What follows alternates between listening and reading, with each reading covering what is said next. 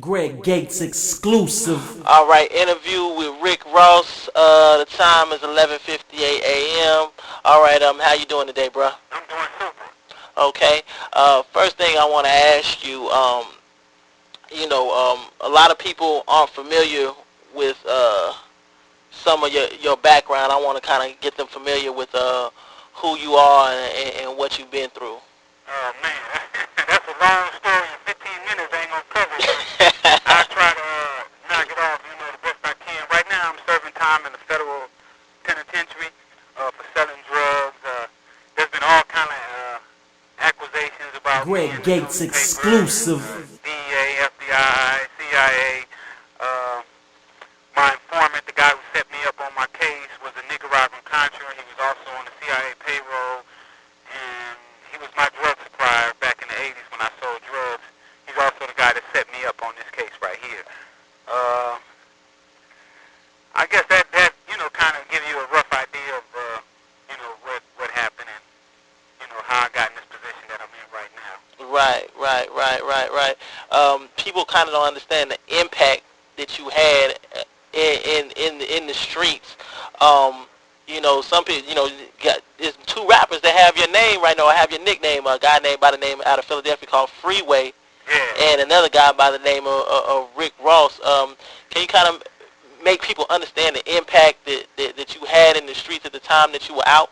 Yeah, well, you know what? I really didn't understand it until I came to jail. It's funny, when you're kind of I kind of lived in my own little world, with the guys that I dealt with. And if I didn't deal with you, I really didn't like people to know who I was. But it got so bad that my name Greg Gates exclusive. it just spread it all over the country, basically. They created my own task force. The police all got together in Los Angeles and created what they called the Freeway Ricky Task Force.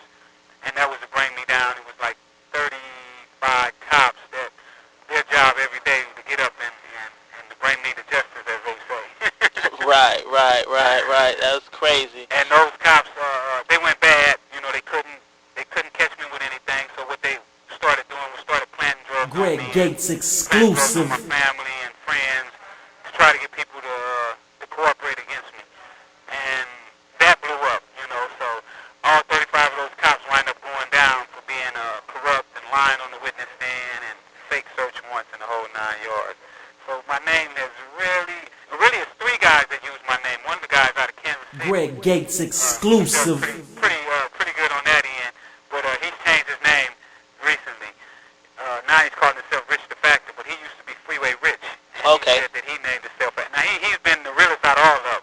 Okay. Because he came to me. I didn't have to go look for him, and he said, "Man, your name was so big that I wanted to be associated with you."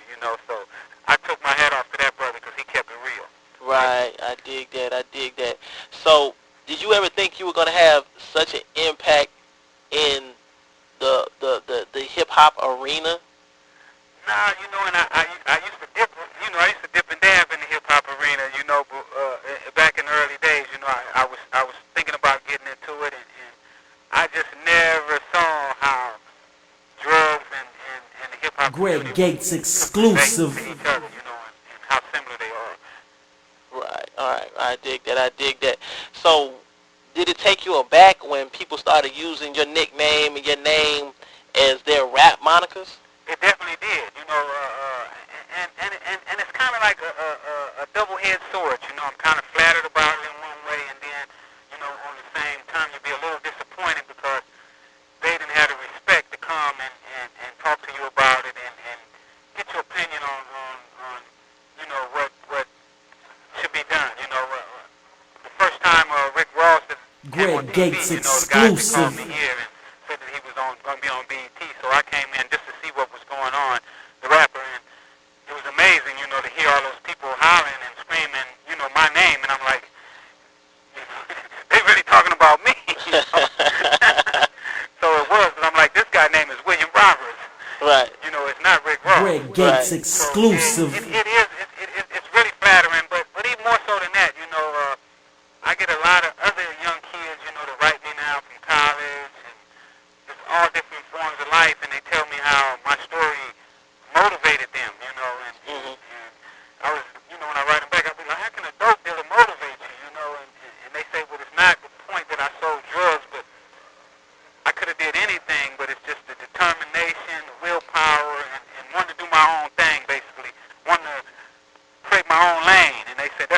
on in life. You know, the kids are tired of people dictating to them. You know, they want their own lane. You know, they want to do their own thing and live life the way they want to live it.